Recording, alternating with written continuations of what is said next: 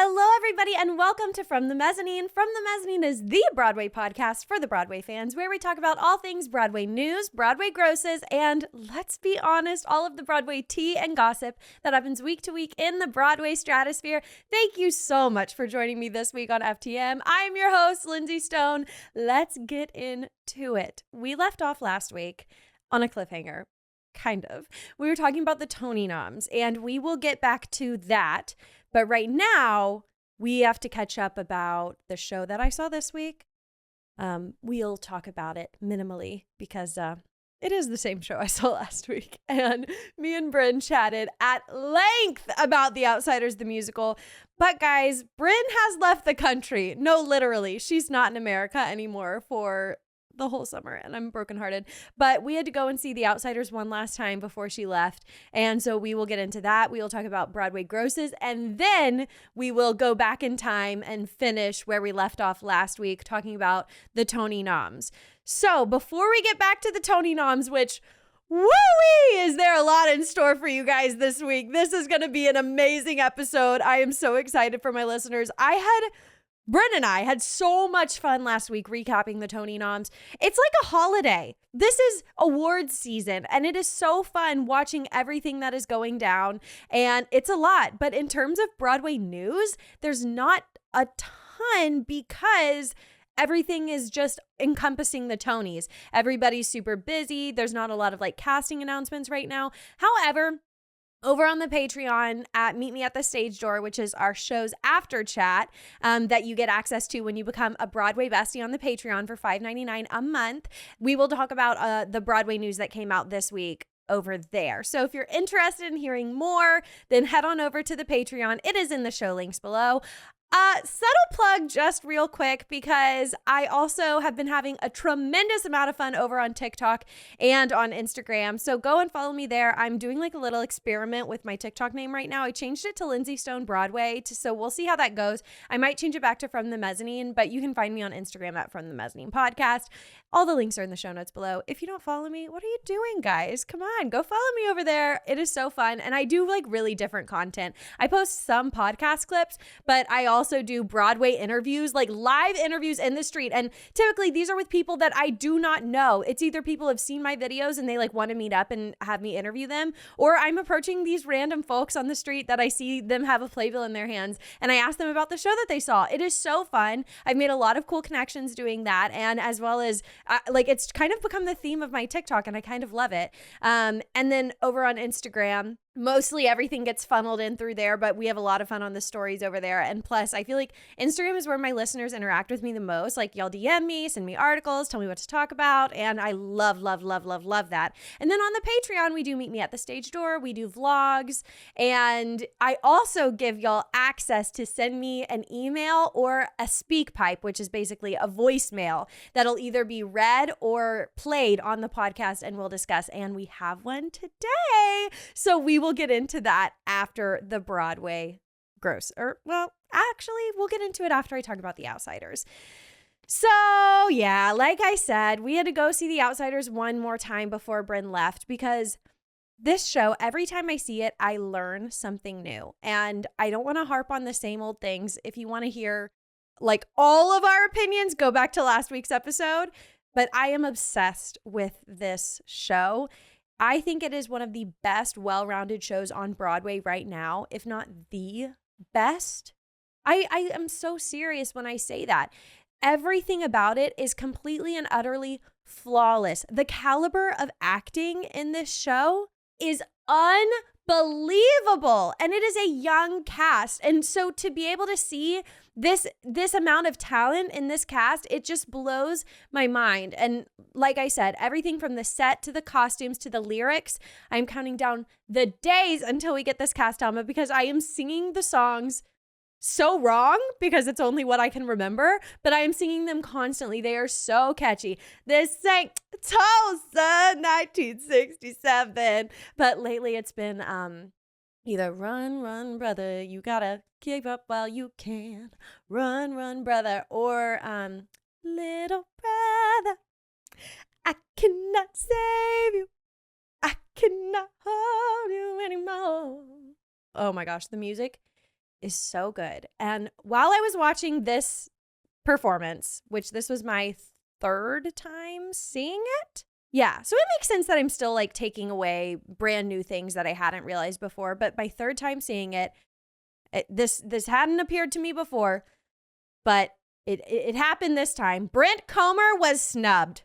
He plays Daryl, the older brother of the Curtis boys, and he is so freaking talented. He puts his whole chest into his role, and I love the fact that Joshua Boone and Skylar Coda Lynch and Brody Grant, of course, were all nominated, but Brent Comer should have been in that category as well. Like, he is so good as the older brother. I want him to be my older brother.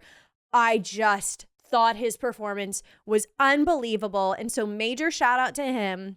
His songs are so good. And okay, what I love about this show that I feel like no other shows offer is that it shows fragile masculinity. I think there's another term for it because it's not like, well, like vulnerable like masculinity. And it's these brothers who love and depend on each other so deeply, but they don't know how to articulate it to one another. And all they do is care. They care so much about each other. And it's so beautiful. And it's woven throughout every relationship in this show. With Johnny and with Pony Boy, their relationship, when they are singing to each other, oh God, I can't wait for the cast on because I can't remember the lyrics. But they're like, we'll climb upon a tower. And da, da, da, da, da. Basically, they're singing to each other that like they want to live this life, just them two, and they will be happy because they're all the other needs. That song is so beautiful. And then with the Curtis boys, when they sing, I think I'm throwing in the towel. Oh, it's heartbreaking. I love this show so much. And you don't see relationships like this on Broadway very often. And I feel like it just comes from a place of this cast actually being genuinely close. Is that me just like hoping that they're all really like brothers and best friends in real life? Maybe, but like I kind of think that they are. So anyways, I just think Brent Comer deserved a Tony nom, but I'm so freaking enthralled and just like in awe of his performance. He is so remarkable. So shout out Brent Comer. Hopefully you guys have seen this already and you can understand where I'm coming from because I just can't believe. But also Skylar Coda Lynch and Joshua Boone and Brody Grant, they're all so good. Skylar Coda Lynch's performance, I have no words. We've literally talked at length, so we don't need to get into it. Okay, other than that, what else do I want to chat about for The Outsiders? Okay, not much, but I do want to say that I met the sweetest listener. You know who you are. She was so kind, and we met right after the show, and I just love to hear her kind words. And she is a patron, and she submitted a question for the pod. So let's get into it. I loved this question. She said, "Hi, Lindsay. Love your podcast so much. Oh, you're so sweet. I met you and Bryn last night at The Outsiders, and y'all are so nice. My question is, what Broadway show would you like to see revived or redone in the future? Could be any show that has ever been on Broadway." Okay, she has a two-parter question, so let's find an answer to that first one. The first thing that came to my mind whenever I read this was Paradise Square, because that show did not get its due. It left so soon. And I would love to see it mounted back on Broadway. It doesn't even necessarily need to be like revived. It was perfect the way that it was. There was a whole lawsuit with the lead producer, and it was a very bad situation. And that is why it left. It also, I don't know if it got very bad review. I'm gonna have to go back and look at the reviews, but I just think that there was a life there that we didn't get to see for Paradise Square, and it's just not fair. I think that if there is one show that stands out in my head that I need to see on Broadway again, it is Paradise Square. But let me just think for like 0.1 second about if there's any other show. Another one that comes to my mind is Hairspray, but that movie was so perfect. I almost don't even feel the need to see it on Broadway because I'm obsessed with the movie, and the musical, I feel like, is just not as good. I really think that is probably the only movie musical that for me far surpasses the Broadway show. Another thing that comes to my mind is Carrie the musical. I think that could have some legs because it was a major flop when it came to Broadway eventually. But ever since then, it's become like a cult classic and people are really like they do it in middle schools and high schools and it's really popular now. And when it came to Broadway, there were so many misunderstandings. One of my favorite stories is the fact that the writers came to the director and they said that we're going to do like a Grease show. We want it to have the look and feel of Grease. The director interpreted that as like Grecian, like they should be wearing togas. But the writers literally meant, no, it should be like, Grease is the word that you heard. And so in the very first opening act, it's like a gym scene and they're all in togas and it's unexplained. It's completely unexplained. It's so freaking funny. But I think that Carrie, since it has like just come into its own over time. And plus, it's a very interesting story. I could see that coming back on Broadway. But my personal pick is certainly Paradise Square. I need that back on Broadway. We need to do it again. Run it back. Okay, second part of the question is also, what do you think about Schmigadoon being turned into a musical? I need Aaron Tveit in that now. I feel you, girl. I feel you. Love listening to your podcast every Tuesday. Hope to see you again at a show. Literally, I cannot wait to see you again at a show either. That made my entire night. That was so, so sweet. It was so nice to meet you. Okay, we will talk at length about Schmigadoon in the Meet Me at the Stage Door when we are talking about Broadway news. But I definitely can see Schmigadoon being turned into a musical. It has that commercial appeal considering that it was on Apple Plus. And so I can definitely see it coming to Broadway after its run at the Kennedy Center. It obviously was made for this. It's similar to like Smash being turned into a Broadway show like a decade after it was on TV, but nevertheless, it's a similar situation. And whenever they announced that Schmigadoon was canceled on Apple TV, they alluded to the fact that this wasn't the end of the road for them. So I certainly expected this to happen. I didn't expect it to happen this soon, though. So we'll talk more about it on Meet Me at the Stage Door. But I totally agree with you. If Aaron Tveit isn't in it, that will be a major loss. If they're able to reconnect that cast, Kristen Chenoweth, Aaron Tveit, Dove Cameron. Oh my gosh, if Keegan-Michael Key was in it, that would be epic. If Cecily Strong was in it too, I would buy a ticket to the Kennedy Center so freaking fast. Thank you so much for your question. And if y'all want to submit a question, go and become a Broadway bestie on the Patreon. It's so fun to hear y'all's questions. All right, with that, let's head on into our Broadway grosses. Bryn isn't here to do the cha-ching. I'm crying. Bryn, come back. Come back to New York. Why did you leave? Okay, number one. Oh, whoa. No way. Number one is The Lion King. That's not the shocking thing. Cabaret at the Kit Kat Club is barely number two. They are inches away from beating The Lion King. They have not been this high before. Let's keep reading and maybe we'll figure out why. Sweeney Todd is number three, and that would be because this was their closing week. Whoa, I love a Broadway grosses shake up. This is the best. Okay, Hamilton is fourth. Wicked is third. The Wiz is sixth. This is the weirdest week ever. MJ is 7. Merrily We Roll Along is 8. Moulin Rouge is 9. And Hell's Kitchen is 10. I said it last week. I bet since Hell's Kitchen got the most Tony noms, we are going to see them moving up and up and up in the grosses. Now Sweeney Todd will be out next week, so they'll move up even more. This is the craziest grosses. Okay, let's talk about it. So I'm really shook that Cabaret is so high due to the fact that they got terrible reviews, but they did get so many Tony noms. Like, tell me why I don't understand. So that's so weird. I bet they're going to surpass The Lion King, which is shocking to me. The fact that a theater with like a weekly capacity of like 8,500 is just barely below the Lion King theater, which is huge. They have like a weekly capacity of like 13,000. That is saying something. What it's saying is their ticket price is exorbitant. And I'm shook. I'm shook to my core. I love the fact that Sweeney is right below them at third. I'm so happy Sweeney finished strong. They were teetering. They were always high. They were always doing well. But I still can't believe Sweeney closed. Can we talk about that for a hot sec? They closed last week. And I just think it wasn't time. That production was stunning. And I totally think that they should have recasted it. Get Joshua Henry in the role, who we had the perfect pairing at one point of Joshua Henry and somebody else.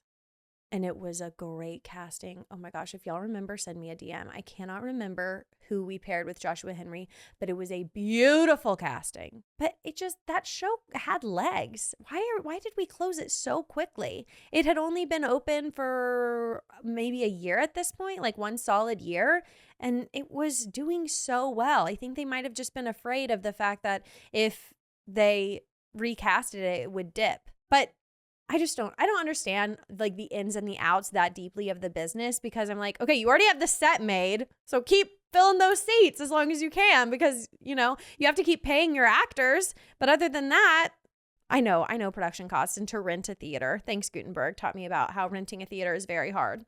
And no matter what, guys, I will always find a way to work Gutenberg into this podcast. I will not let it die. Anyways, I just think that it had legs, and I think it left prematurely, but that's just me. Anyways, I'm really happy that they're number 3. And then I'm very surprised that The Wiz is 6, because 1, their reviews are awful, but 2, they have Wayne Brady, big name.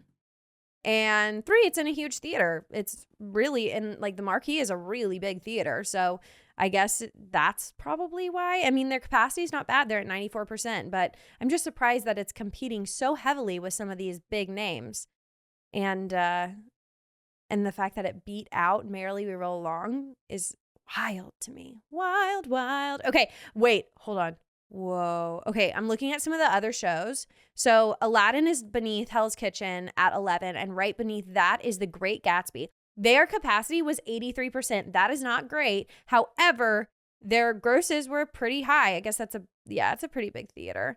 Okay, below Gatsby, the next musical is Water for Elephants. Their capacity, it was at 82%. That is not great.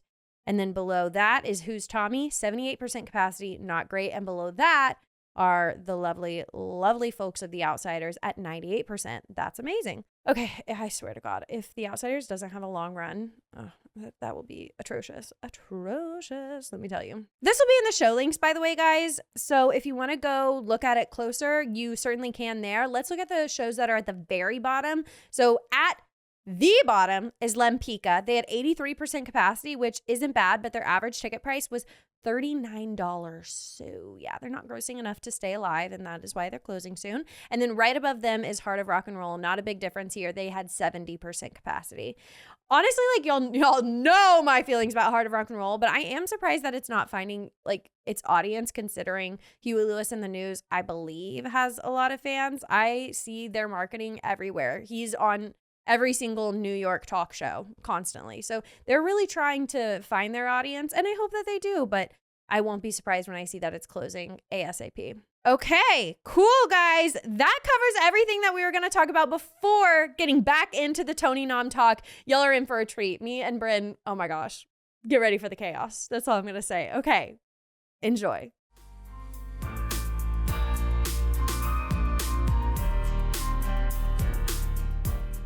Okay, guys, we are back with Bryn to get into the weeds about the Tony Noms. We left it on a cliffhanger last week. We basically only talked about best performance by a leading actor, best performance by an actress, and then we had to call it quits because we had a lot to say. So let's get into it, Bryn, about these Tony Noms. Should we start with best musical? Because this was a huge category. Yeah. So my only shock in this category was the appearance of Illinois being added to the category. I hadn't seen it, but Bryn saw it right before Tony Noms were announced. And so she told me it was going to be best musical. I was like, all right, I believe you. It opened on like the last day of eligibility. Mm-hmm. It didn't have any previews. Which is crazy. I think maybe the matinee was the preview and then the opening was the evening. Yeah. But it literally moved from off-Broadway like 3 weeks after it. Like, it moved so quickly. So crazy. My thoughts on this category, it is exactly what I predicted, except I thought Days of Wine and Roses would be in there, and I thought Water for Elephants would not. Yeah. But Water for Elephants and Heart of Rock and Roll were my kind of, like, 2 that could have snuck in there. Mm-hmm. Did you think Heart of Rock and Roll would sneak in there, or did you just think that because of the reception? Just based on the reviews. Okay, yeah. If it was my category for Best Musical, My top 5 would be probably Hell's Kitchen, Outsiders, SUFFS, How to Dance in Ohio, Yes. and The Notebook. I think I retweet all of that. Is there any that I Oh, love Gatsby. You that would have I'm done missing? Gatsby. I would have added Gatsby. Thank you. I Yeah. probably would have removed, you said, You would have taken out Notebook probably. and I put would have Gatsby. taken out, she can read my mind. Bryn, do you just want to be the host? Do you want to just take the reins? I'm her manager now. Sorry to my sister. I still love you. But Bryn is my manager. Of course. Okay. I mean, you're literally leaving. I'm not dropping off the face of the earth. It's a 1-hour You're going to be in a flight. different country. It's closer than Texas. Toronto is closer to New York than Texas is. Yeah, very true, very true. Anyway, so I wasn't surprised by this. I'll tell you what I was pretty surprised by is that Hell's Kitchen was the top nominated musical. Okay, I actually am agree. surprised by that. I agree. I love Hell's Kitchen, and I think the cast that got nominated deserved to get nominated. I think choreography deserved to get nominated. I think a lot of it deserved to get nominated. I just knew it would win for costumes. That's the only thing I knew. I have a hard time putting a jukebox musical in categories that original musicals are in. I because agree. I just don't think it's the same. I love Anne Juliet. We all know that. I did not think it deserved to win Best Musical. It was like last season, I understood it being nominated, but I didn't think it deserved to win at all. Can we just daydream about last season? That was such a fun season. You had Shucked, you had Parade, you had Sweeney. Kimberly. That was such a peak season. Yeah. Like, I think last season, I look back at it like with nostalgia. A big difference is I was so confident in a lot of last season. Like, I knew what was going to win. I knew Kimberly was going to win. I knew like Bonnie Milligan was going to win. The only thing I was shocked by was that Sweeney was like nowhere to be seen in the winnings. They were nominated, but they did not win a lot. And I thought that they would like sweep. But there were a lot of wonderful Parade and surprises. Sweeney both like were so good. When Parade won, I was so elated. Yeah. Oh my God. Yeah. I think my biggest shocks last year were Some Like It Hot got a lot more recognition than I would have expected. Yeah. Why did everybody think that Some Like It Hot was going to sweep? Yeah. I was as y'all, have I mentioned that I was at the Tonys standing at the barricades with all the other crazy Broadway people? But everybody, like the gossip of everybody was Some Like It Hot will sweep. Some Like It. And everybody was like, yeah, I think it's going to win for us. I think it's going to win. And then that got my excitement up and I was like, oh my gosh, I've missed out not seeing it yet. And then when I saw it, I was like, what were y'all talking about? And I will go to the grave saying Justin Cooley deserved to beat Alex Newell. Yes. So that was a really big... I agree. I guess not like, I wasn't that shocked, but I was disappointed. Yeah. And I honestly, at that point, I had only seen Kimberly twice. So obviously my opinion's different now that I saw it 14 times. But at that point, I wasn't like sold fully that Victoria Clark would win. That was the biggest shock. And honestly, y'all know it's literally on the podcast. I was incredibly disappointed. Now, having seen it so many times, I'm not shocked at all. Right. I think she deserved it so I'm still pretty much. shocked. I think Annalee Ashford could have won. I'm not going to say she was my should prediction. have won. She was my prediction. Yeah. And then I also think that Michaela Diamond carried Parade. Too. I forgot about her. Yeah. Yeah. This is a family-friendly podcast. Sorry. So if you could just reel in. Victoria Clark was not my prediction, but I do think she deserved it. That was a huge, there were a lot of shocks last year, which honestly makes it so much fun. I like it when it's not the one that you're going to expect. So yes, Victoria Clark certainly deserved it, but a lot of people weren't expecting Kimberly to take home as many as they did. And it was very well deserved. I don't think so. I knew it would win Best Musical. I knew it. I mean, I was nervous. I wasn't in the community of like the Kimberly fans at all. Yeah. So I just didn't get it at all. Based on the reviews, I had a very strong feeling it would. It was that shocked. And Juliet, Some Like It Hot. Okay. At that time, I think I thought it was going to be Some Like It Hot because I hadn't seen really any of those at that moment. But I think their biggest competitor would have been Shocked, probably. Yeah. out of those categories. There was a fifth. I don't remember it. Not us talking about last year's Tony Awards. Anyway, this moving year's on. Tony noms.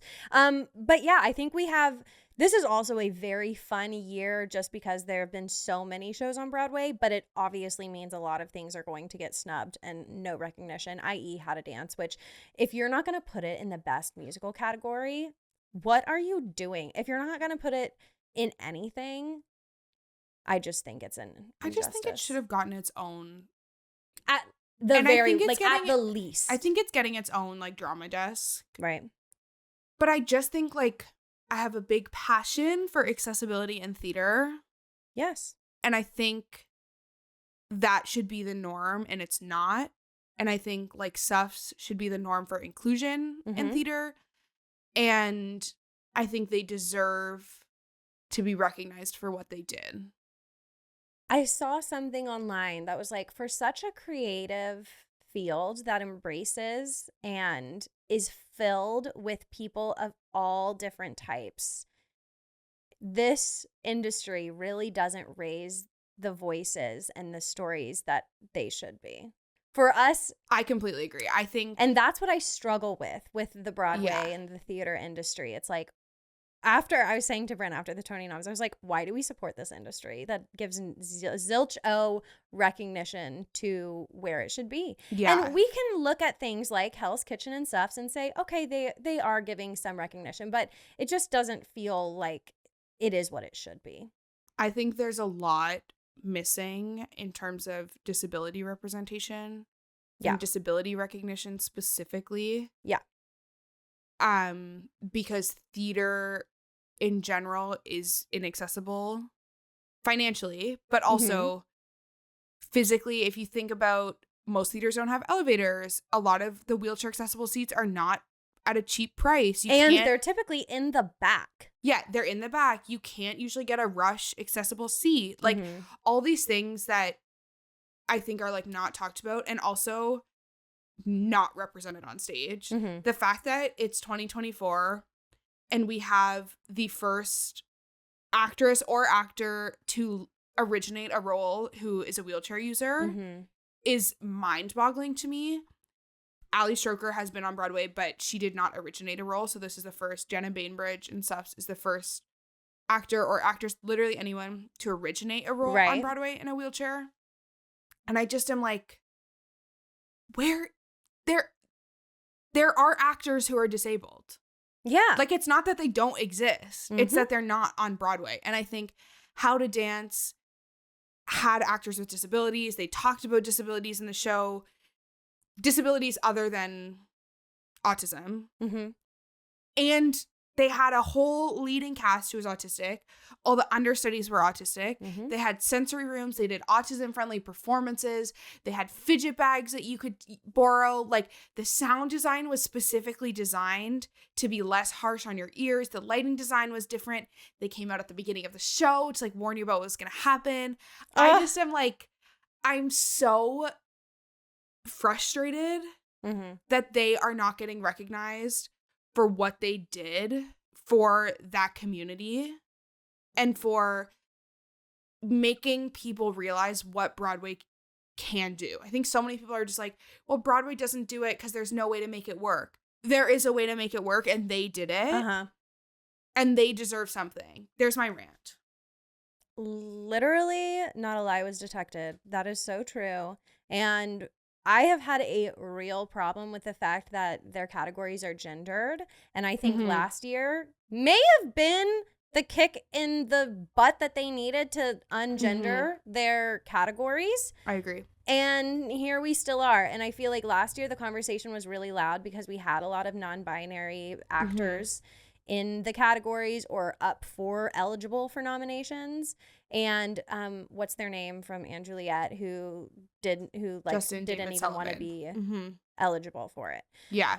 So I just don't understand why we're not doing that. Yeah. I think it's such an easy thing, and so many awards have gone to that direction. And it's like, we are literally a community of Broadway fans. I would venture to bet at least more than half of Broadway fans identify with someone or as themselves in the LGBTQ plus community. We are made up of these people Why the hell is it not depicted? Well, why are people not being represented properly in the biggest proponent of success on Broadway? I just don't understand. And if there's an answer, I'd love to hear it. But I just don't I would love an understand answer. why it's not happening. Because the Drama Yeah. Desk Awards, they're I was about to ungendered. say, this year specifically, I don't know why I'm holding this pen. This year, I am like a huge supporter of Drama Desk. Mhm. Their nominations were on point. I think they are celebrating people who deserve to be celebrated. Mhm. They're giving special awards to people who deserve them. Drama Desk, if you want to give us tickets, I would love to be there. I'm actually Don't mind if I do. I'm back in New York that day. Yeah. Would love to go. We totally support what they're doing. They and they're are making doing a it right. change. They have non-gendered categories and 2 people from each category win, Mhm. regardless of gender, which makes so much sense. Like, it just doesn't make sense to gender these categories. Like, when you really Yeah. think about it, and I don't want to get into any debate about like sports being gendered or anything, but it's acting. It's so Why different. are they separated? Yeah. Well, I just don't get it. Yeah. Best actor, best actress. I believe it's done now at like a high school level with the one act plays. I think it's just like best performer. I think they've changed the rhetoric to. And it's not computing in my head why we're not moving the needle forward. It doesn't make sense. Also, The Connector got so many Drama Desk awards, and I'm really proud of them. I was really surprised that Teeth didn't get hardly anything. They got a couple things, but The eligibility of Drama Desk is interesting to me. Okay. And like a lot of the other ones, what's the other big one? The Lucille Lortel Awards. Mhm. Teeth got a ton for that. Okay, I will be supporting that. And The Connector, I think it's literally, they might be tomorrow. Lucille Lortel. They're either tomorrow or they're Monday. But by the time this comes out, they would have already happened. Yeah. But yeah, Teeth got a ton of nominations for that. Okay. But Connector got like none. Okay, interesting. So it's just maybe interesting. Like, yeah. But Drama Desk, to me, now, I'm supporting the Drama Desk. Hardcore. Till we die. Yeah. We heart Drama Desk. Tony's, we don't know her. Just kidding. Love you, Tony's too. We Like, love you, step Tonys, up. but You need to step up. as the one of the biggest defining features in whether or not a show will have success, you need to be inclusive. It just like boggles my mind. I don't understand. And you're wondering why it's crazy. Black-centered stories don't last on Broadway, why disabled representation doesn't last on Broadway. It's because we're still gendering people. We're still highlighting, not entirely. I'm being overly negative right now. Like, I'm so happy that Hell's Kitchen got so much representation. Mm-hmm. It's a cast filled with diverse actors and actresses and actors. Why are we separating actors and actresses? I'm still doing it in my brain. In our head. Yeah. But anyway, I'm so happy they're being celebrated. I'm so happy SUFFS is celebrated with its all-female and non-binary cast. Mm-hmm. But I just think How to Dance in Ohio not being celebrated at all. Not even a single Just nomination. Turning away from it. And you know what? Their critical reviews were not that bad. A lot of people said that this was, like, they just gave it a lot of credit for what it is doing. And it seems like the Tonys values those critical reviews and they want to follow through with their critic friends. So, like you said, give it something. But maybe we're being hella pessimistic and maybe they'll do something at the awards. We never know. Let Liam Pierce sing Building Momentum. Let the cast come on. Just what are you doing? If you're going to have Leah Michele come on and sing when Funny Girl wasn't even eligible. She makes a great point. You can invite Liam Pierce and the cast to perform. And hopefully you hear this and you're listening and learning. That's all I have to say. I just also, it frustrates me so much about this leading actor category because other than Brody, Liam was better than all of them. I will say it.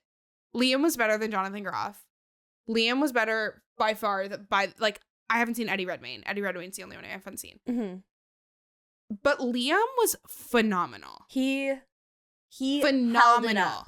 Literally, you could see him holding it up. He was amazing.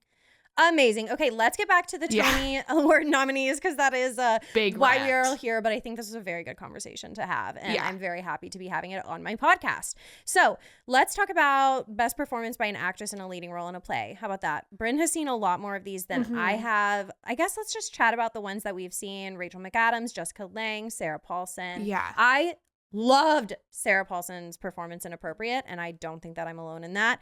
I have not seen either of these others, but where's your head at with this category?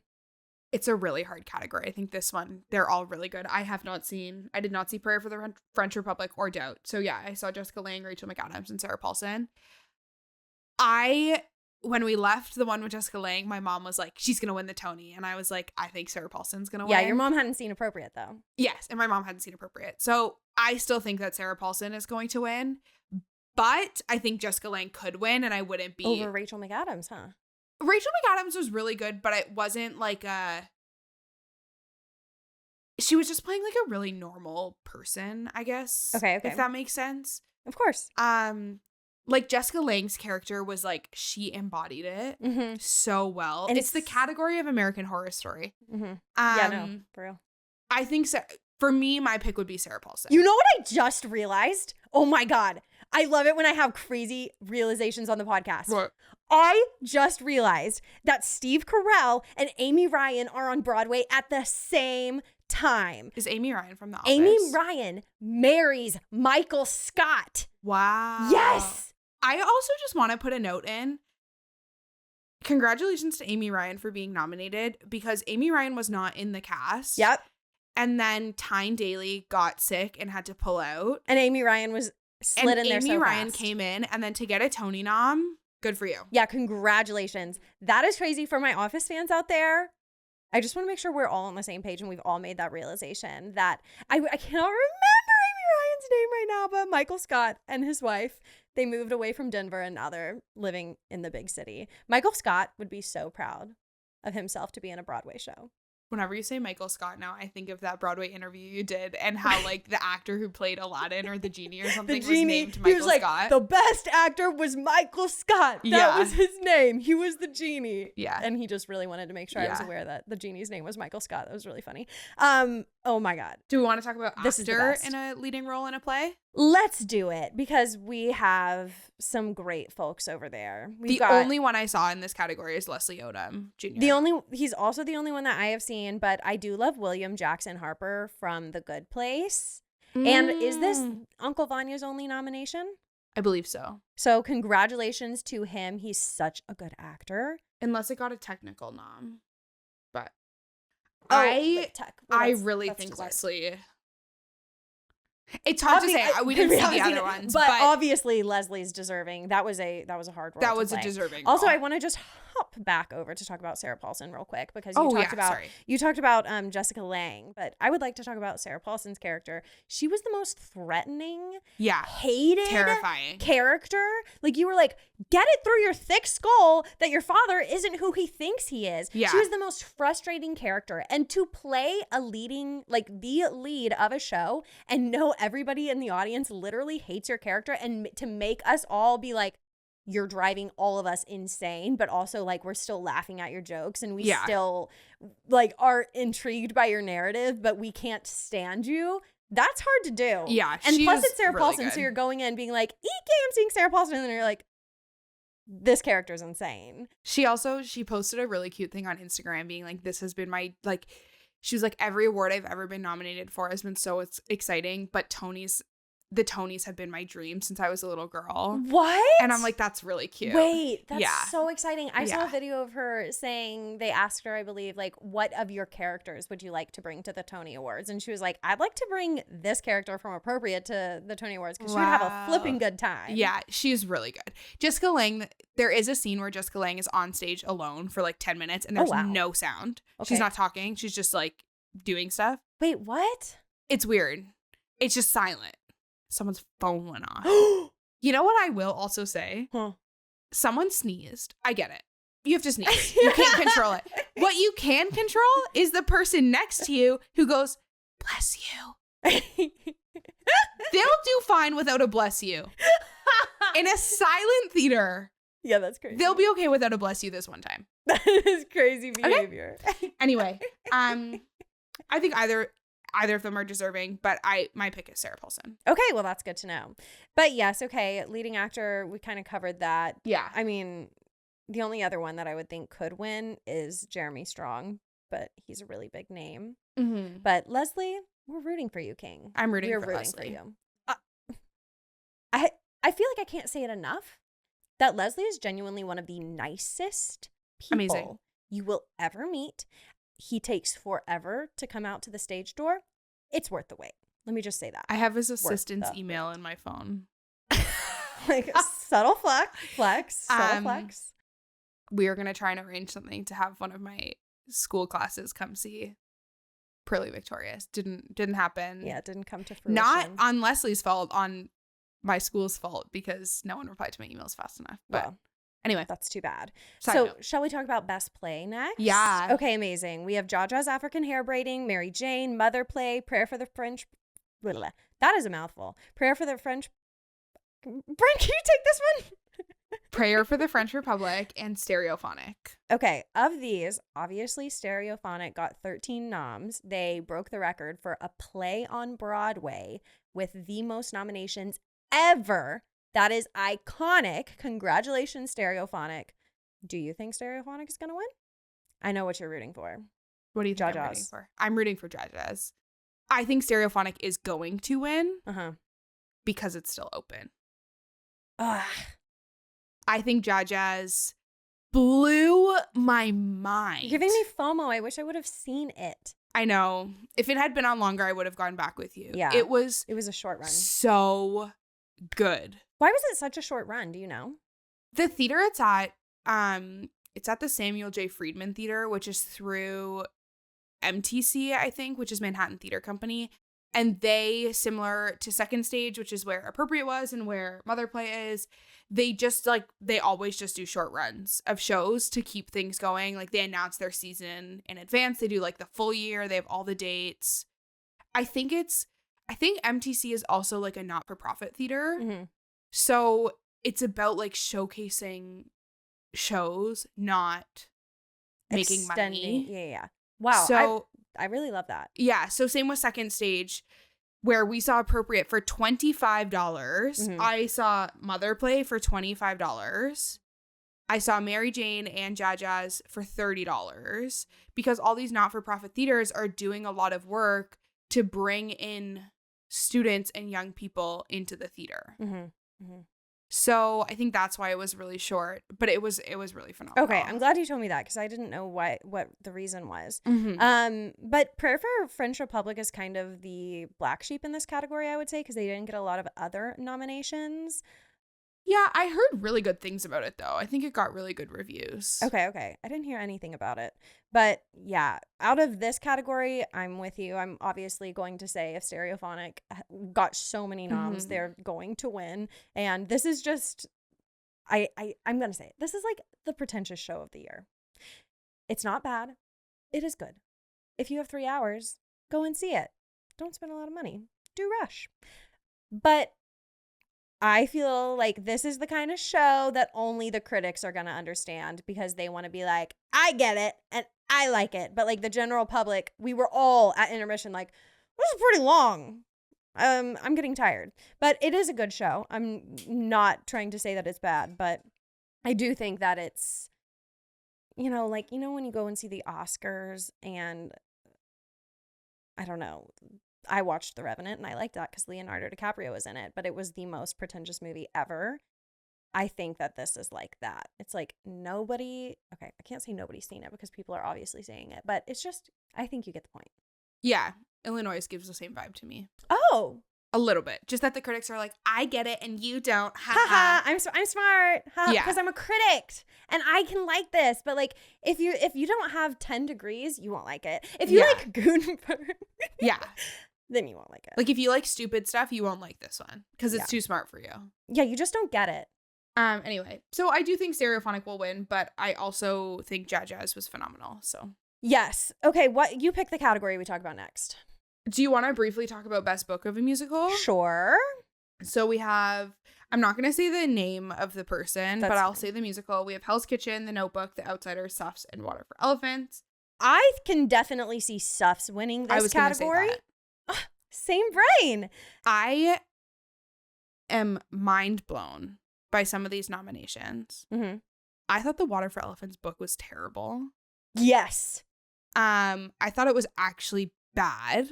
And there's a difference between I didn't like it and I think it was bad and I think that was bad. Mm-hmm. And I thought the Notebook book was not the best part of the Notebook at all. Mm-hmm. I am trying to think of what's missing from this category, but I think SUFFS likely will win, maybe with The Outsiders second. I need to see Hell's Kitchen one more time before the Tony Awards, just so that I can have like a recent seeing of it. Simple plot. The only thing I didn't like about the only thing I did not like about Hell's Kitchen was the book. Like, because I didn't like the story. I loved the characters. I loved the costume. I loved the show at a glance. But the only thing I didn't like was the book, because I just kind of didn't see the point to it. I guess the whole thing with like the piano teacher and her dad coming in and out. But it's you know how we were saying that the SUFFS plot line is such a through plot, and they cover so many different things, but at no point does it feel like, wait, where are we? Like detached. For me in Hell's Kitchen, it was like, okay, now we're back with it was just felt really bouncy. Okay, now we're going after the boy. Okay, now we're with the piano teacher. Okay, now we're with the dad. It felt very like jumpy and not linear and smooth. And plus, some of the plot points were a little bit lacking. I have seen some conversations online about the fact that the lead girl, Allie, is underage and is pursuing a relationship with somebody who is believed to be like 25 or so. That is not necessarily a great plot to be rising up. And by the end, they're like kind of back together. And there's never a conversation about that being inappropriate. There's just a conversation about the mom being frustrated that her daughter might, I guess, get pregnant underage. That's more of the conversation. Anyways, the book is not thoroughly thought out, in my opinion, and it's really kind of bizarre. And all of a sudden she starts learning from the piano teacher. Love the show, I truly do, but the book was the most lacking thing for me. So I would say, because of the linear plot, I think that SUFFS would win. With like second place would be Outsiders, but SUFFS is more original than the Outsiders. The Outsiders has the book to go off of. SUFFS has history, which a lot of work has to go into creating a book for something like that. I just think their book was almost their strongest part of SUFFS. I agree. And in that category, the only two that aren't based off of a pre-existing book are SUFFS and Hell's Kitchen. Yep. Be true. But kind of going off of that, what I think of when I think of book two is I also think of best original score. So we have Days of Wine and Roses, Here Lies Love, The Outsiders, Stereophonic, and SUFFS. Do you think if Stereophonic took this home, that would be a pretty unique pick? I don't think there's enough of it. I think what they wrote for that show is phenomenal. I think the music is great. I'm excited to listen to it when it comes out. Me too. But it's 3 songs? I don't know how many songs there are, because a lot of times they start singing a song and they're just singing these songs in a recording studio. Like I said last week, it's normal music. It's not musical music. It's just like a band's music, and it's good songs. There's Masquerade. There's the song that Sarah Pigeon sings on her own. Maybe one other. But how are you going to put that against Do It For Johnny Boy? Do it for Johnny Kid. Do it for Pony Boy. He hits himself so hard. I'm so freaking obsessed. We haven't even talked about that category. Let's do it. I am so obsessed with Joshua Boone's portrayal. He is so good in that moment. And if you haven't seen this and if you haven't read the book, please fast forward, because it's such a big spoiler. But in that moment when he is his literal brother has just died and he is so freaking mad, you feel it. Oh my God. I cannot wait for the cast album. I'm going to be listening to that song. It's going to pump me up. But that moment, okay, so basically the way that they do it on stage, if you see this, you know, but he gets hit by a train and he's standing there, but then he doesn't go anywhere. Like the lights don't go down and he doesn't run off stage. He's standing there crying while Pony Boy is saying a monologue for probably like 2 minutes. Still wet. And Joshua Boone is just like standing there crying while Pony Boy is monologuing about him dying. And that is the most, if he does not win for that role, oh my God. Joshua Boone. Yes. That moment is like blow your freaking mind. He is going through so much. I would venture to say, which I'm regretful to say this, but this is hard to say because the cast is so good altogether. But to me, he is Dolly. I Like, I've said it from the first time I saw is it. When I came on the podcast 3 weeks ago and I had seen it and you hadn't, I said my pick for the Tony was Joshua Boone. That scene where he's singing that song. Oh, run, even boy, run. Before intermission, the finale. You gotta. We need the cast. Anyway, sing it one more time. You gotta. Run, brother. You gotta. Well, you can. Is that it? I cannot wait for the cast. He's so good. I wish he were my big brother. So since we were talking about Joshua Boone and the just remarkable performance that he gives, and by the way, he was so nice at the stage door last night. So nice. He asked us our names, which, like, you don't need to do that. And then introduced himself. I'm Joshua. I'm like, oh, I know. We are well aware.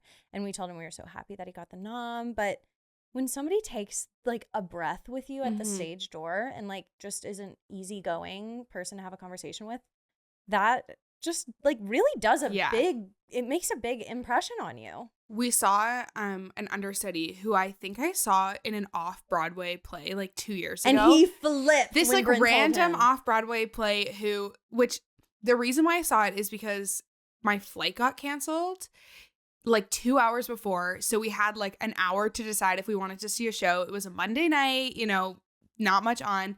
And this girl I loved in Dear Evan Hansen, her sister was in it. So I was like, okay, like, let's go see. Yeah. And he looked so familiar in an intermission. I looked, he was in it. And at the stage door, I said, I think I saw you 2 years ago. And he goes, what? I go, in Americano. And he goes, oh, no way. And like, was so nice and sweet about it. So nice. Yeah. That was really, really cool. Okay, so let's talk about all of those who are nominated in Best Performance by an Actor in a Featured Role. Yeah. Let's move on to Sky Lakota Lynch, who is so unbelievably talented. If I saw a 50-year-old man, obviously not in this character, but he like has the chops of somebody who's been acting for years. He is so incredible. He's a 14-year-old boy on that stage. He is. There's this one scene where his parents are fighting. I knew what you were gonna say. In the back, and he's like sitting at the front, and he's like, I can't leave because I'm scared my dad's gonna kill her. And he's like shaking his leg, and he just looks like this terrified, traumatized 14-year-old boy. And I think being front row last night was really when I was like, holy crap. I needed to see his performance twice. Yeah. To not be so distracted by everything else that was going on and to be able to like stop and focus on him and realize how much is going on. Like you can just see the cogs turning in his head. To speak about that scene though, that moment where Joshua Boone's character Dallas, he's like, I'm going to go save your mom. And the way Sky gets up and he shoves him out of the way. Runs I was like, after him. Oh my God. Or when Daryl, the oldest brother, slaps Ponyboy. And he's like, let's get out And he runs in to the room. Like, wait. The moment whenever spoiler alert, when he kills Bob and then he goes, Pony Boy! Yeah. Isn't that what he says right there? Yeah. And he screams it. And he lifts up his wrist to see if he's still living. And he's like, literally shaking. Even for me seeing it twice, it was seeing it close that made the big difference for me with him. I was like, oh my God. And he was also so nice at the stage door. Like he's going through all of this.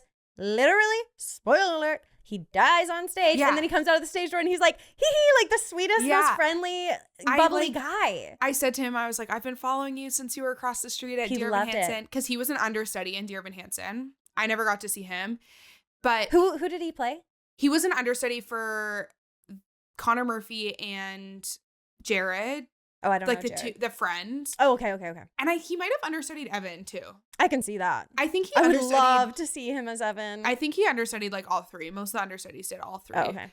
And he goes, oh, like, who was your Evan? And I told him, I said Ben Levi Ross 3 times and Sam Primack once. And he goes, so you've seen Gabby then? Like, she's my girl. So sweet. And I was like, I did see Gabby. It was just like so cute. He was so like honored to be. And he goes, yeah, now SUFFS is in there. Like, he was just so sweet. So sweet. He's such a cutie, too. Yes, he is. He's just really amazing. like him. I really like him. And All is that to say, if Daniel Radcliffe was not in this category, Yes. which I still think that these two actors are super duper deserving, and I think they could win because their performances are that moving. But Daniel Radcliffe is so good in Merrily too. Daniel's gonna win. This is a really, really hard category. Also, I think when we saw Hell's Kitchen, we saw the understudy. Mm-hmm. So we did not see Brandon Victor Dixon. Yeah. Which I've seen videos of him perform, and I think that he was or is like really, really good. Yeah, I mean the understudy was really good too. Mm-hmm. I have a really hard time believing that Daniel Radcliffe won't win. I know, it's hard. He's so good. He's so, even that one song, Franklin Shepherd Inc. Mutter, mutter, mutter. Sorry, Jerome. Pick up the phone. Yeah, it's so good. Guess he's amazing. It's a messenger. Yeah. He's the best in Merrily, in my opinion, and so it's hard to be put up against Sky Lakota and Joshua Boone. But I do think Joshua Boone. Are they both so good? I can't say that he's better than Sky because they're so different. No. We are not comparing the Outsider They're Boys. so different. You will not catch us comparing these Outsider Boys on this podcast. No way, Jose. Okay, let's get into best performance by an actress in a featured role.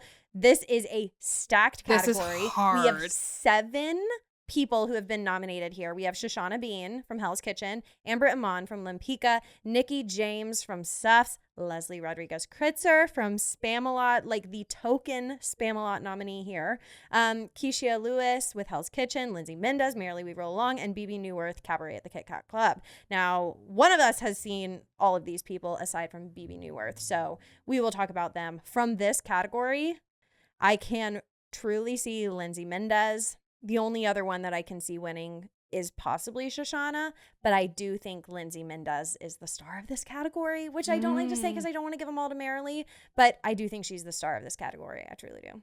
I do think she's phenomenal. Also, finding out that she's been doing this while pregnant. Yeah, like she is living her life right now. With it's all so this impressive to me. She just got married. Now she's been pregnant. So. Like I can't imagine that you feel good pregnant.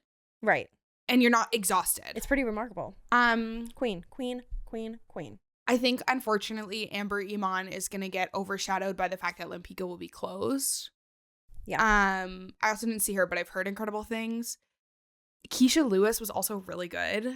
But for me, I feel like that role wasn't like big enough to win. Like Lindsay Mendez's role feels bigger than a lot of these other ones. Like I'd say the same about Nick. I would say the same about Nikki. I thought she was amazing as Ida B. Wells. However, her role, I don't know, her role's pretty freaking big. I just think of like when Keisha Lewis, I think there's like a final scene, spoilers, where she's about to die and she's like singing at the piano alone crying. Mm-hmm.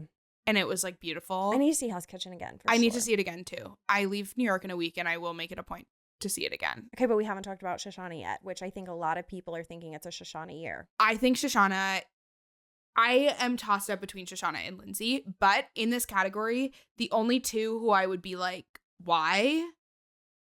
To be fair, I haven't seen BB Newworth, so maybe it's not fair to say that. I would be shocked if it was Leslie or BB. Out of the other 5, honestly, could be anybody. I'd be okay with any of them. Yeah, I think it's going to have to be Lindsay. That role is hard to play. There's a humongous character arc. Oh my God, her going from the beginning where she's literally a absolute terror at the party to the very end where she's like this nerdy 20-year-old girl. She's like, there's boys on the roof. Honestly, of the 3 leads in Merrily, I think her role is the hardest to play. I agree. I think Daniel is like feels like he's so similar to his character, and I feel like he's lived like a relatable life to his character, whereas I think Lindsay Mendez, this is just showing what she can do with her acting abilities. It's just crazy that all 7 of these people seem so good. Mm-hmm. And there are multiple other people who could have been in this category like more from SUFFS. I think Joy Woods could have been in this category easily. Yes. Someone commented Crystal Joy Brown from Merrily, who is Gussie. Oh, yeah. She could have been in the category. She's so good. I loved her. Sam Pauly from Gatsby. Yeah, really I saw her understudy. But some people are commenting about Eva, but I feel like Eva would have been leading actress. I would have thought so too. Some are saying obviously Sierra Boggess and Julie Benko from Harmony, but Harmony, like it's almost like these shows that they overlooked, they just completely overlooked them. They were like, we're just not even going to care about How to Dance in Harmony. We're just not even going to touch it with a 10-foot pole. I think the biggest one that I am missing is Joy Woods. Yeah, I can see that for sure. But this is already such a stacked category. Like, who would they take out? I would have put Joy in over Leslie. I knew you were going to say that. I can read your mind. Okay, let's talk about Best Revival of a Musical. If you're just listening to the podcast, I have my Gutenberg hat on because this is the only moment that I got a little bit of validation in the fact that it was nominated for Best Revival. In this category, we have Cabaret, Gutenberg, Marilee, and Tommy. I've actually heard a lot of really good things about Tommy. I'm hoping Bryn sees it so she can relay the info and let me know how it is. Someone commented, "Where's Sweeney Todd? Come on, bruh." LOL. That's wrong year. Also, lots of people are saying no Wiz. Yeah, well, it is kind of insane that Wiz was completely snubbed from everything. They got very poor reviews, so that's a reason that it was overlooked. And there's only 4 in this category. They could have put Wiz in there just to be nice, but they. But then what? They would have only not nominated Spamalot. I mean, they could have done 6. Just nominate them all. It's crazy that Spamalot wasn't nominated, honestly. I just think Spamalot that was really good. Spamalot got way better reviews than Cabaret, but they just can't not nominate Cabaret. Yeah. I just think this category is like fun to talk about, but I think it's like not a question that Marilee is gonna win. I love how you say that. And I'm not gonna talk to you ever again. Okay, bye. I won't send you these 2 hours worth of videos. It's just like I You're in my house. I love you. Like, Gutenberg. look at me in the eyes. You know. Just like I am looking you in the eyes, and I'm telling you that Marilee is a better show than Gutenberg.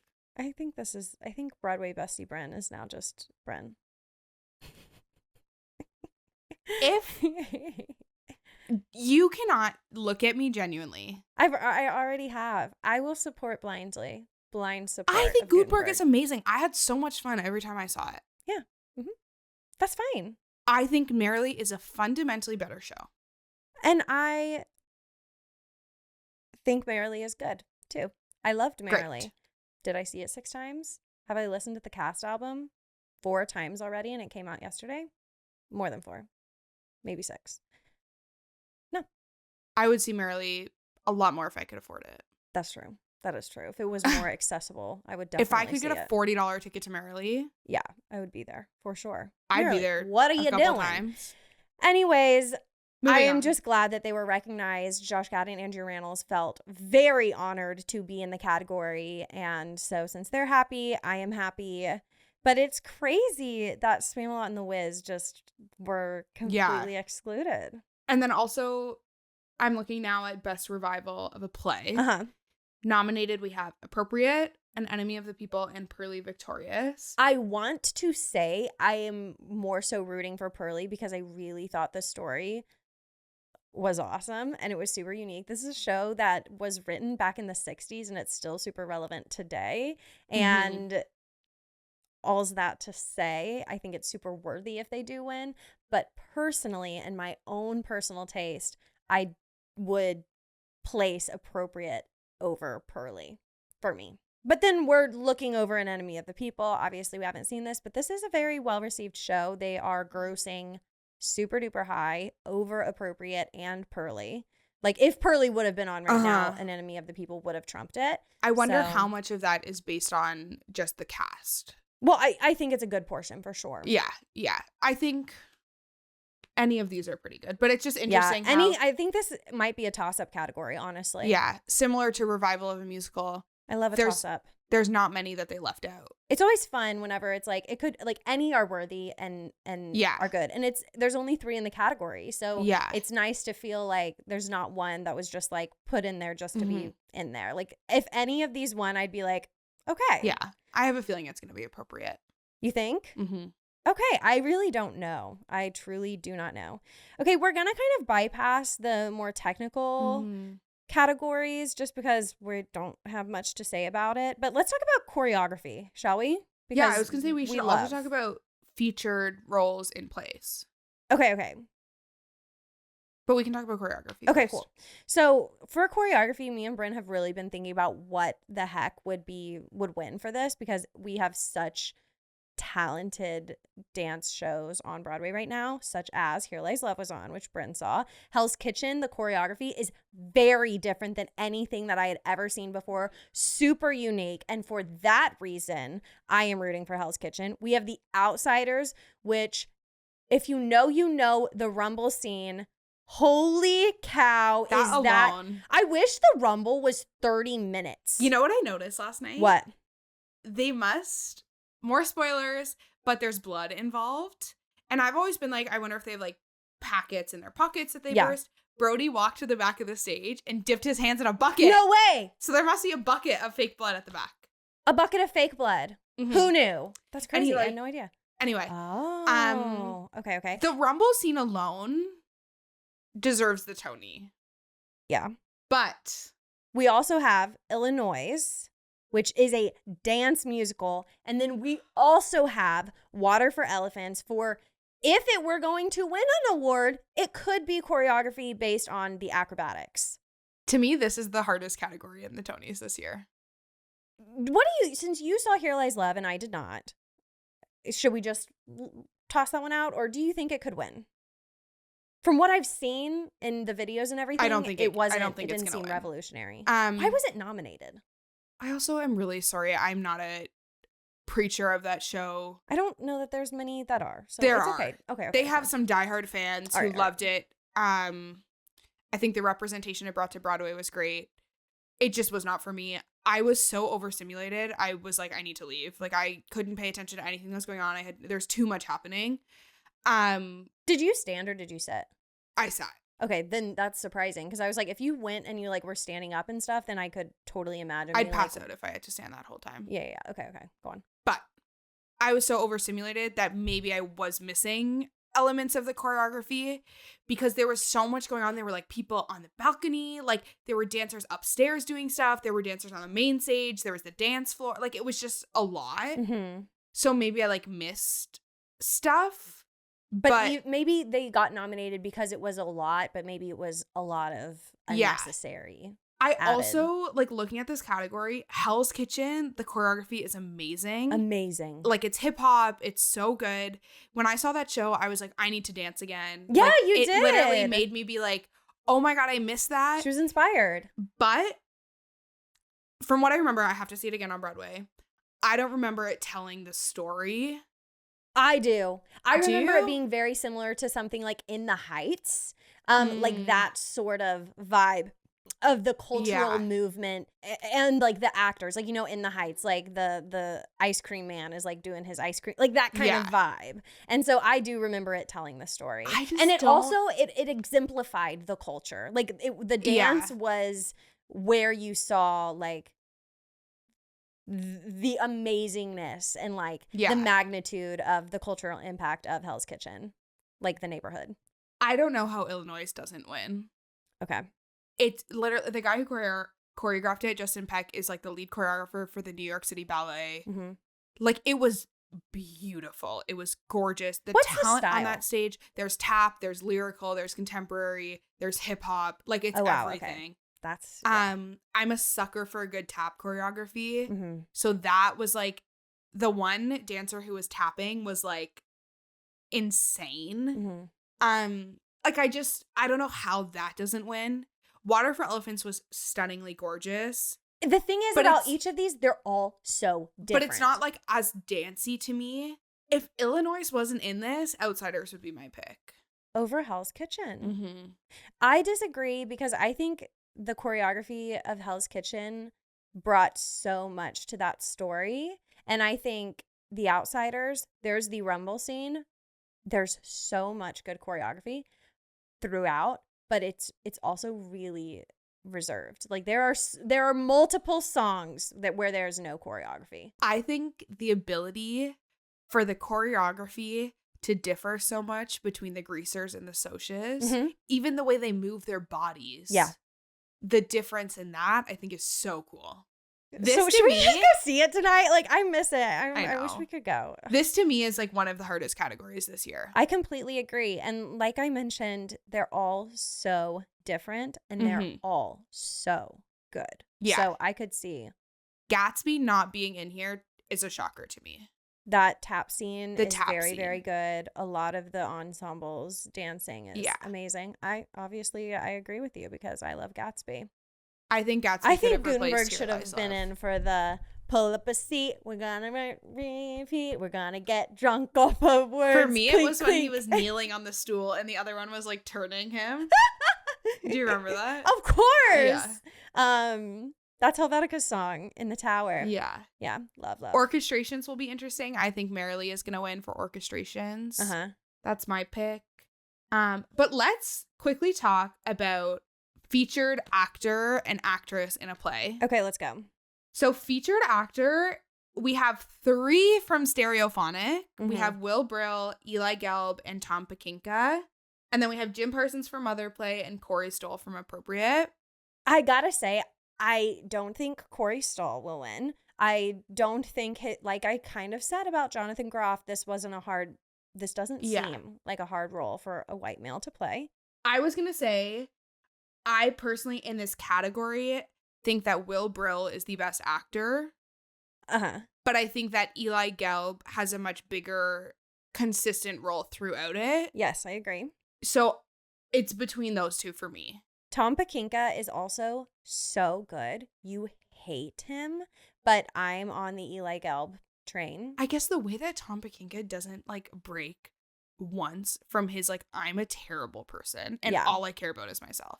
Yeah, no, he's a very good actor, but they are all in good company. They are all excellent actors.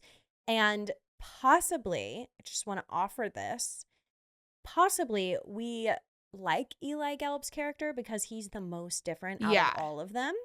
And he's the audience's POV on that stage. And so we can relate to him.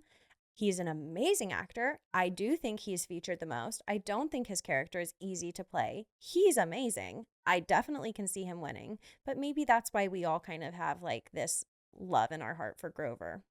I have a love in my heart. Also, I love the name Grover. It's so good. I think Will Brill is phenomenal. It's a cast of freaking icons. Yeah. So I think it's going to go to one of the So you don't think Jim Parsons will win? Okay, why? I don't think it's a hard role to play. Okay. He was really, really, really good in the more like comedic aspects of it. Like that's, if you've ever seen Jim Parsons do anything, like the physical comedy was great. Like all of that was great.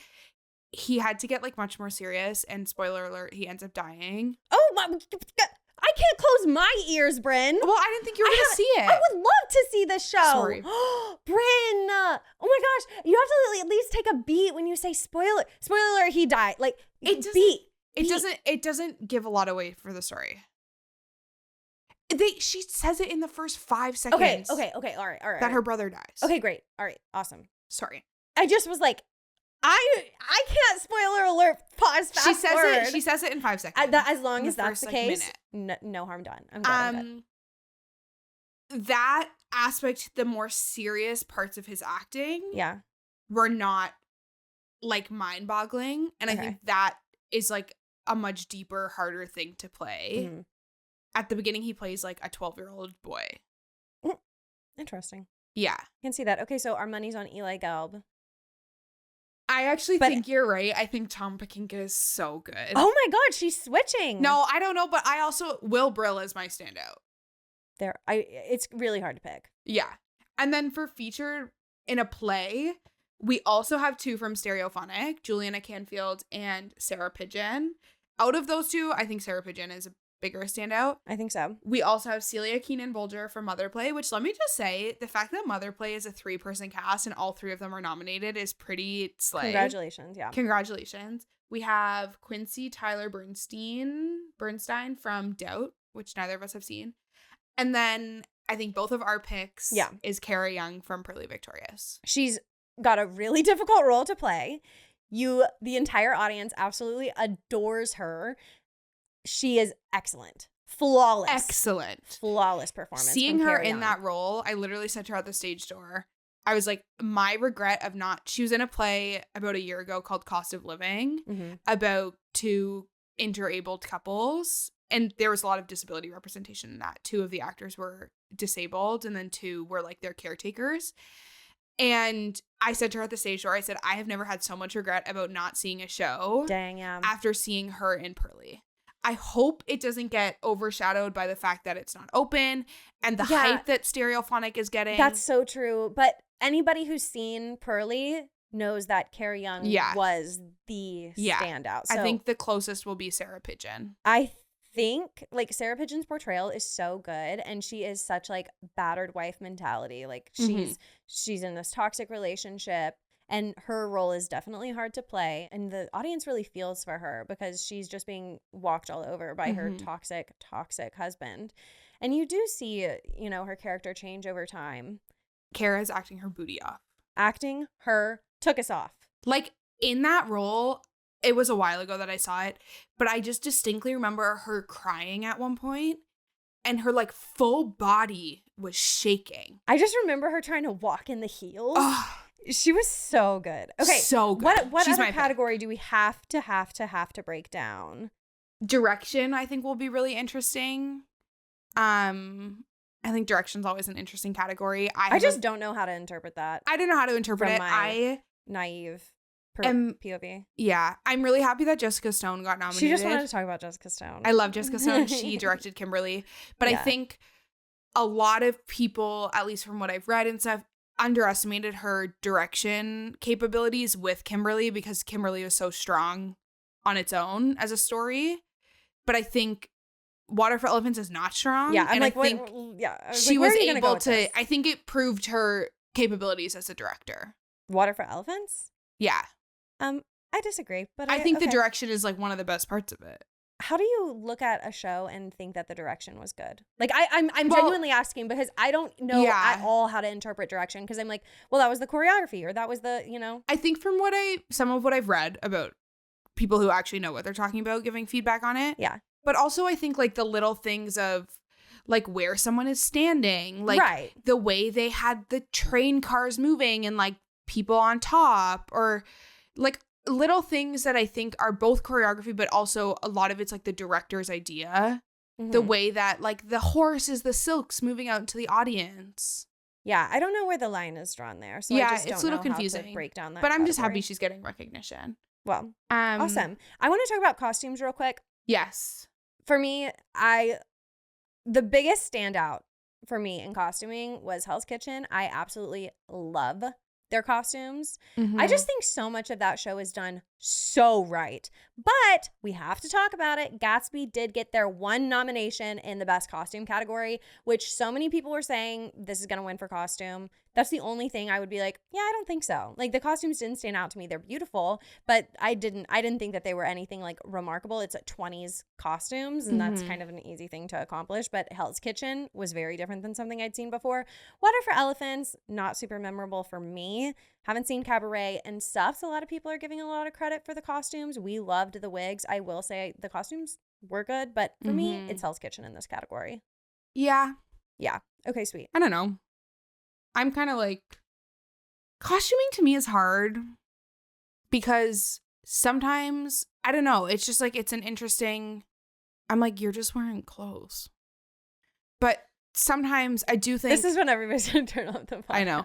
Hell's Kitchen, I do think they're so cool. Yeah, I think they're really different. But I'm so curious how much of it was designed for the show and made for the show versus how much of it was like just sought out on its own. I mean, either way, it's fine. Like Rent, they went to like a Goodwill and found all that stuff.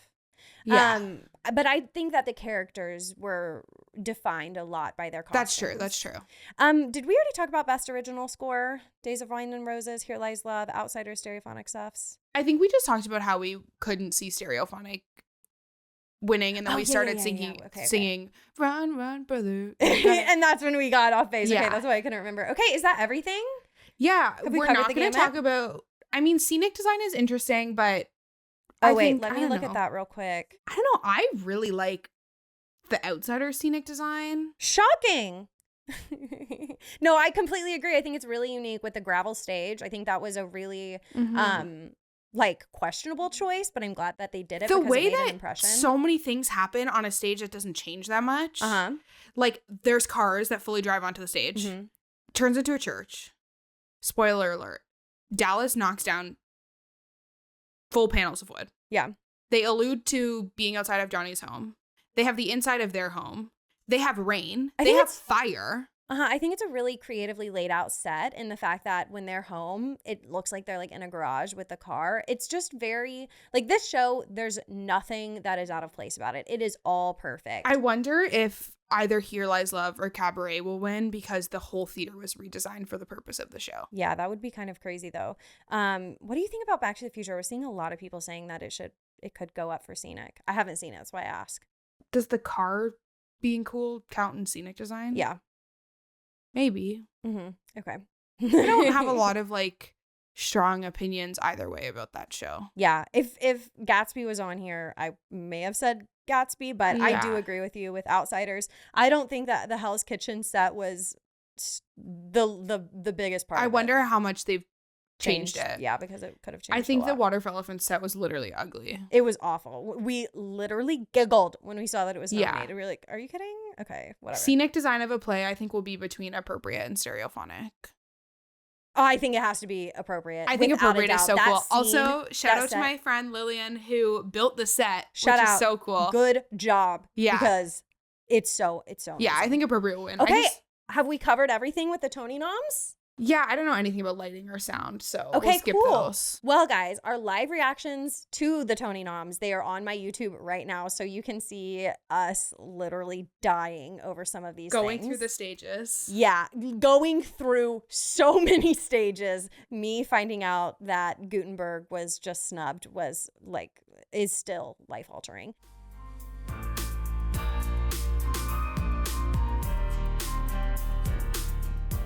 Thank you guys so much for listening. Bryn, thank you for coming on. Anytime. You're the best. Please leave me a rate and review wherever you are listening right now. We're having a lot of fun over there on the Patreon. If you become a Broadway bestie, I love how I started out saying you'd get 3 extra pieces of content from me a month. It has turned into way more than that. So I am doing vlogs. I am doing Meet Me at the Stage Doors, which is our podcast after chat.